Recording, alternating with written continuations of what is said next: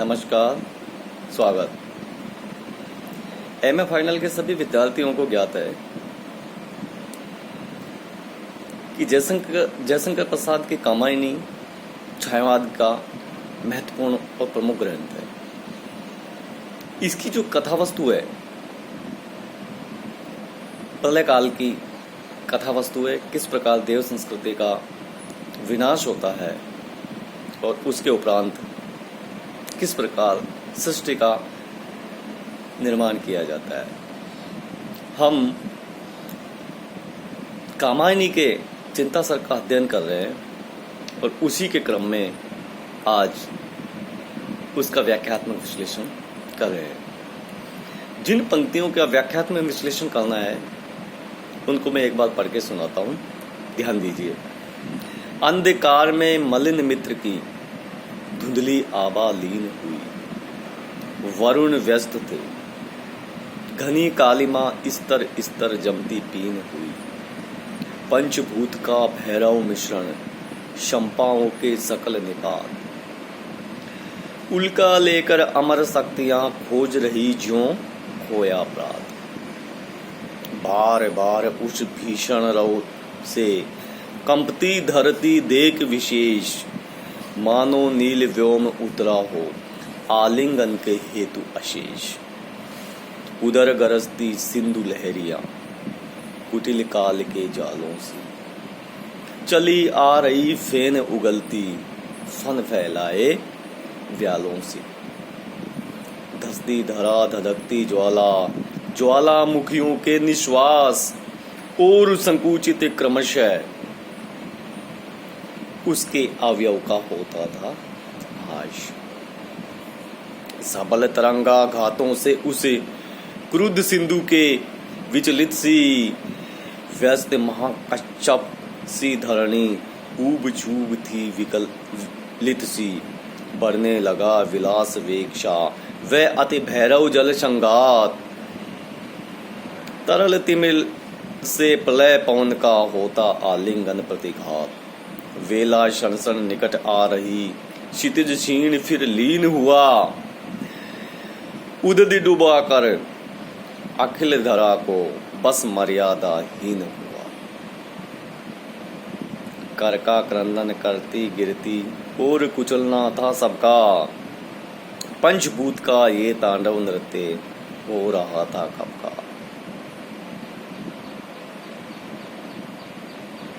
एक नाव थी और न उसमें डांडे लगते, या पतवार तरल तरंगों में उठ गिर कर बहती पगली बारंबार।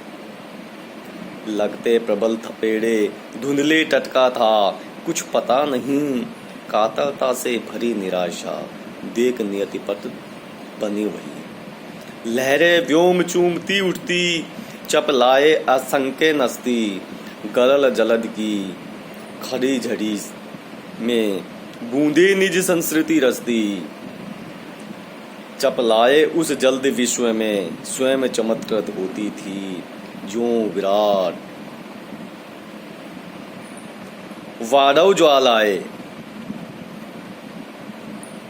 खंड खंड हो रोती थी। जल निधि के तलवासी जलचल विकल निकलते उतराते, हुआ विलोडित ग्रह तब प्राणी कौन कहाँ कब सुख पाते। घनी भूत ओ उठे पवन, फिर श्वासों की गति होती रुद्ध, और चेतना थी बिल खाती, दृष्टि विफल होती थी क्रोध। तो आज हम इस अंश का व्याख्यात्मक विश्लेषण करेंगे। तो प्रसाद ने लिखा है कि अंधकार में मलिन मित्र की धुंधली आबा लीन हुई, वरुण व्यस्त घनी कालिमा स्तर स्तर जमती पीन हुई। देखिए, प्रलय के दौरान चारों ओर अंधकार धीरे धीरे बढ़ता ही जा रहा था। मनुष्य प्रलय काल का वर्णन करते हुए कहते हैं कि अंधकार में धुंधले सूर्य की ज्योति भी धुंधली हो गई, और जिसके परिणाम स्वरूप चारों ओर अंधकार छा गया। अंधकार की परत दर परत जमने से अंधकार धीरे धीरे और भी गहरा होता जा रहा था। वरुण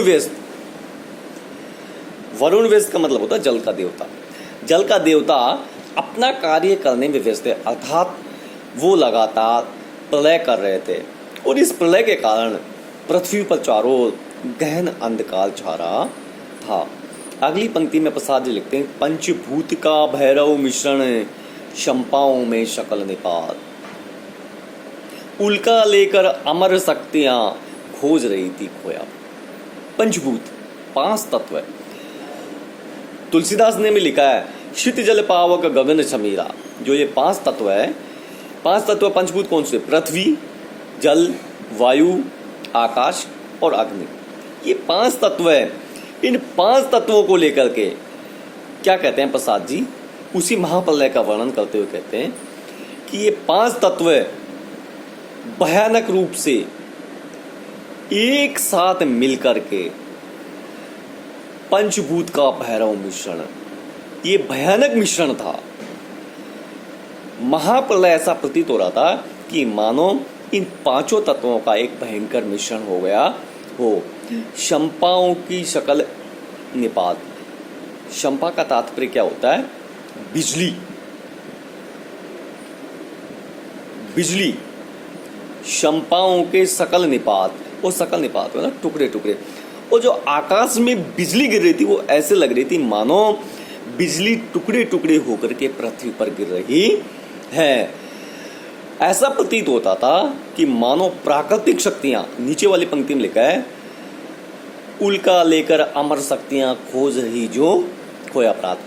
जो बिजलियां टुकड़े टुकड़े रूप में गिर रही थी, ऐसा लग रहा था कि मानो प्राकृतिक शक्तियां मशाल लेकर के, उल्का मतलब मशाल लेकर के किसको? खोए हुए प्रात को ढूंढ रही है।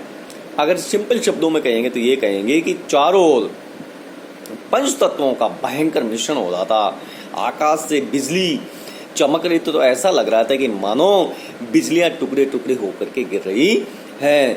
और प्राकृतिक शक्तियां ऐसी लग रही थी कि मानो उन बिजली रूपी मशालों को लेकर के प्रातः को खोजने में लगी हुई है। आगे प्रसाद जी लिखते हैं,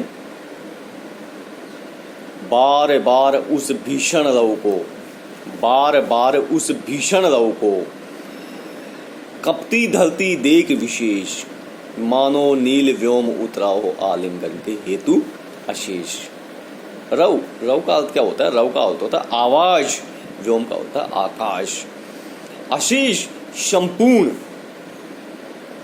प्रलय काल के भीतर भयंकर गर्जन हो रही थी।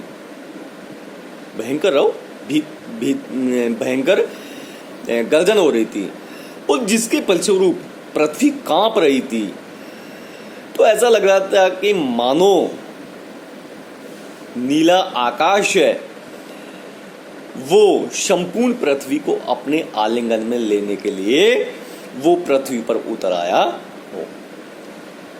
हम साधारण शब्दों में कह सकते हैं कि भयंकर प्रलय हो रही थी, मूसलाधार बरसात हो रही थी और उस समय भयंकर गर्जन के साथ बिजलियां गिर रही थी। तो ऐसा लग रहा था कि मानो आकाश पृथ्वी को अपने आलिंगन के लिए वो धरती पर आ गया है। कहने का भाव यह है, इसको साधारण शब्दों में यूं भी कहा जा सकता है कि उस समय भीषण वर्षा हो रही थी।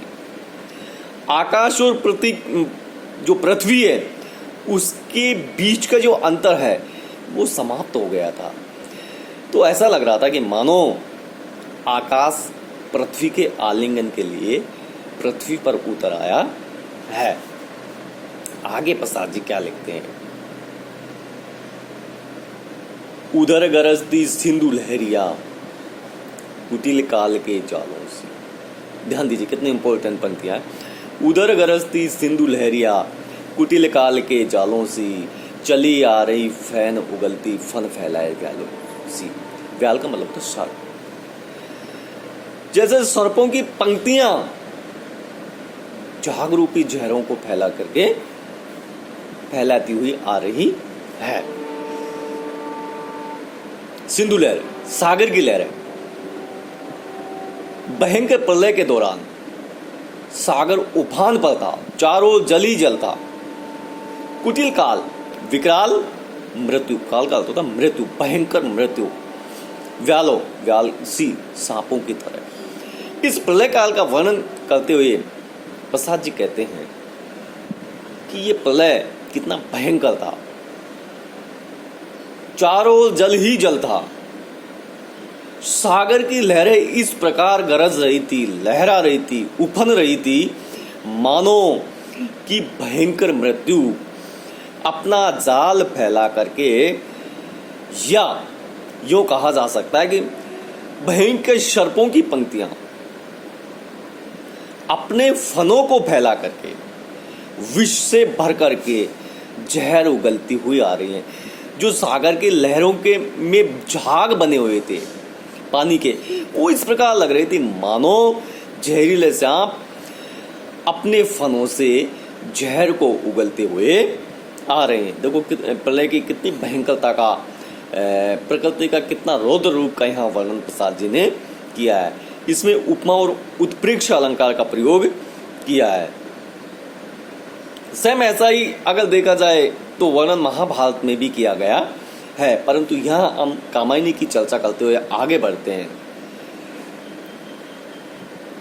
धसती धरा, धधकती ज्वाला, ज्वालामुखियों के निश्वास और संकुचित क्रमशः उसके अवयव का होता था हाश।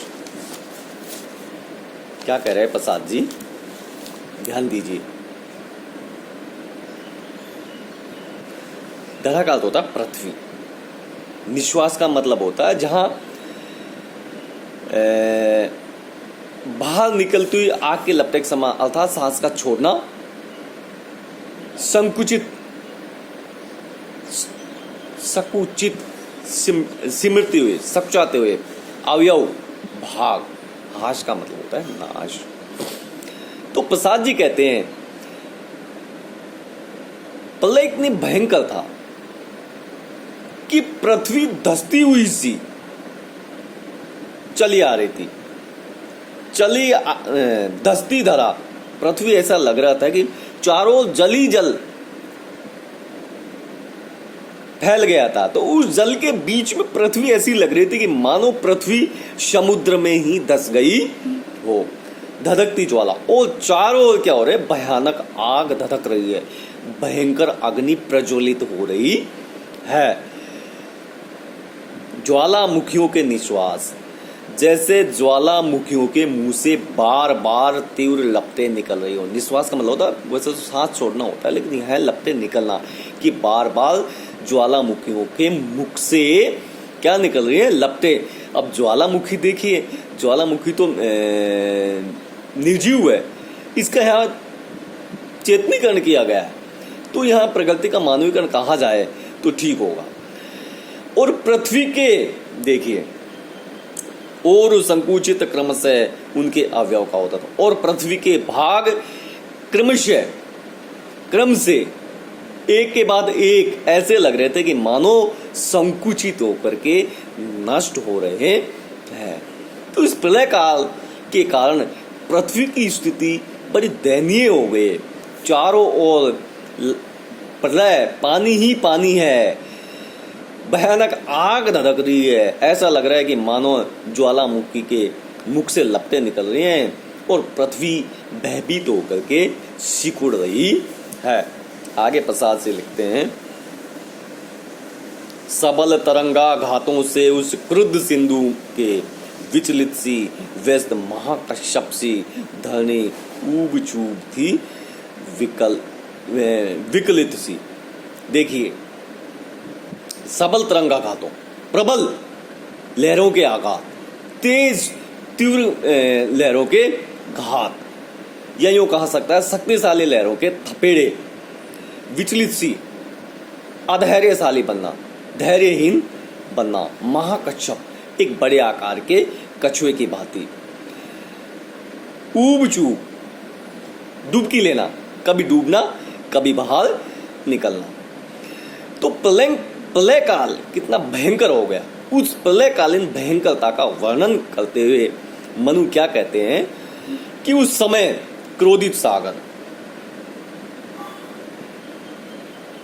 उस समय सबल तरंगाघातों से उस क्रुद्ध सिंधु में अपनी प्रबल भयंकर तरंगों के आघातों से,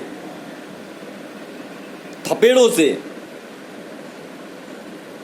इस प्रकार पृथ्वी को घायल कर दिया था, या यूं कहा जा सकता है क्रोध से उफनी हुई सागर की भयंकर लहरों से पृथ्वी ऐसे प्रतीत हो रही थी मानो कभी डूब रही है और कभी उतर रही है, कभी डुबकी लेकर के बाहर निकल रही है। जैसे कोई बड़ा कछुआ महाकच्छप व्यस्त महाकच्छप सी धरनी में समुद्र में डुबकियां ले रहा है, ठीक उसी प्रकार पृथ्वी की स्थिति हो रही है कि ऊब चूब होना, कभी बाहर निकलना, कभी डूब जाना, जैसे कोई बड़ा कछुआ समुद्र में डुबकियां ले रहा है। ये प्रलयकालीन भयंकरता का वर्णन यहाँ प्रसाद जी ने किया। बढ़ने लगा विलास वेग सा वह अति भैरव जल संघात, तरल तिमिर से प्रलय पवन का होता आलिंगन प्रतिघात। देखिए, विलास वेग, भोग विलास काम वासना का वेग बढ़ना, तीव्र होना। भैरव का तात्पर्य होता भयंकर। जल संघात, जल राशि का आघात। तिमिर, या यूं कह सकता है जल संघात का जल राशि की संख्या तो कम, जल तो अनकाउंटेबल है, इसलिए इसको जल की मात्रा, जल धीरे धीरे बढ़ने लगा।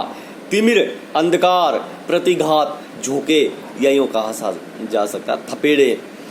प्रलय काल कितना भयंकर होता है उसका वर्णन करते हुए मनु क्या कह रहे हैं, ध्यान दीजिए। उस समय, कौन से समय? प्रलय काल के समय जल राशि इतनी बढ़ गई थी और इतना भयंकर हो गया था, इतना तीव्र हो गया था कि जैसे किसी विलासी व्यक्ति का विलास बढ़ रहा है। जब विलासी व्यक्ति के मन में विलास की भावना बढ़ती है तो वह अविचलित हो जाता है, उसकी चेतना एक तरह से क्षीण हो जाती है। वही स्थिति इस समय पृथ्वी की हो रही थी। उस समय तरल हुआ अंधकार भी इस प्रकार हो गया था कि मानो वो तरल हो गया हो, गहन हो गया हो, और वायु के थपेड़ों से, वायु के झोंकों से मिश्रित होकर के या उनसे मिल करके ऐसा लग रहा था कि मानो दोनों परस्पर आलिंगन कर रहे, अर्थात चारों गहन अंधकार छा गया था, प्रलय तीव्र हो गया था और पवन से मिलकर के अंधकार ऐसा हो रहा था कि दोनों के मध्य आलिंगन हो रहा है। तो इस प्रलय काल का बढ़ती हुई जल राशि या प्रलय की मात्रा का वर्णन जयशंकर प्रसाद ने करते हुए आगे लिखता है, वेला क्षण क्षण निकट आ रही क्षितिज क्षीण फिर लीन हुआ उदधि का मतलब होता है समुद्र, उदधि डुबो कर अखिल धरा को बश मर्यादाहीन हुआ। बेला का मतलब होता है प्रलय काल का अंतिम समय, प्रलय काल का वो समय जो कि प्रलय पूर्ण रूप से या चारों प्रलय हो गए। उदित का मतलब सागर, अखिल धरा, अखिल का मतलब होता है संपूर्ण पृथ्वी, सारी पृथ्वी। प्रलय काल का वर्णन करते हुए इसी क्रम में आगे क्या कहते हैं मनु कि प्रलय प्रवाह समाप्त होने का समय क्षण क्षण धीरे धीरे निकट आता जा रहा था। अतः क्षितिज पहले तो क्षीण हुआ और फिर धीरे धीरे लुप्त हो गया। उसी समय समस्त पृथ्वी को डुबो को सागर ने अपनी मर्यादा भंग कर, सागर भी इतना तीव्र हो गया कि ऐसा लगा कि मानो सागर भी मर्यादा विहीन हो गया। सारी पृथ्वी को उसने डुबो दिया, सारी पृथ्वी जलमग्न हो गई। तो इस स्थिति का वर्णन करते हुए प्रसाद जी ने सागर को मर्यादाहीन बताया है कि सागर इस समय स्थिति ऐसी हो गई थी मानो सागर मर्यादाहीन हो गया है। करका क्रंदन करती गिरती और कुचलना था सबका, पंचभूत का ये तांडव में नृत्य हो रहा था सबका। देखिए, करका का मतलब क्या होता है? ओले। उस प्रलय काल के दौरान ओले पृथ्वी पर गिर रहे थे तो वो ऐसे लग रहे थे कि उस समय ऐसे लग रहे थे कि मानो वो ओले सभी को कुचल देंगे, सभी को कुचलने के लिए पृथ्वी पर गिर रहे हैं। कितना भयंकर और प्रलयकारी विनाशकारी रूप पृथ्वी पर ये चलता रहा प्रलय के दौरान। इसका वर्णन कवि ने जयशंकर प्रसाद ने किया है। पंचभूत का ये तांडव नृत्य हो रहा था कब का, ये पंचभूत प्रकृति का ये विनाशकारी कार्य काफी देर तक चलता रहा। कब का मतलब काफी देर से चला रहा, काफी देर तक चलता रहा। एक नाव थी और न उसमें डांडे लगे या पतवार, तरल तरंगों में उठ गिरकर बहती पतली बारंबार। डांड नाव चलाने का जो डंडा होता है, बल्ला होता है। पतवार नाव के पीछे की ओर लकड़ी का वह भाग होता है जो आधा भार रहता है और जिससे इधर उधर नाव को मोड़ी जाती है। तरल का मतलब होता है चंचल। प्रलय काल का दृश्य का स्मरण करते हुए मनु क्या कहते हैं कि उस समय मेरे पास एक नाव थी, उस बाढ़ में न डंडा उसे आगे खिसका सकता था और न पतवार किसी दिशा में मोड़ सकते थे, क्योंकि प्रलय इतना भयंकर रूप ले चुका था। वह नौका उस चंचल लहरों में पगली के समान हो उठी थी, कभी अपने आप ही आगे और बढ़ जाती थी और कभी किधर कभी उधर मुड़ जाती थी। लगते प्रबल थपेड़े धुंधले, टटका था कुछ पता नहीं, कातरता से भरी निराशा, देख नियति पे बनी हुई।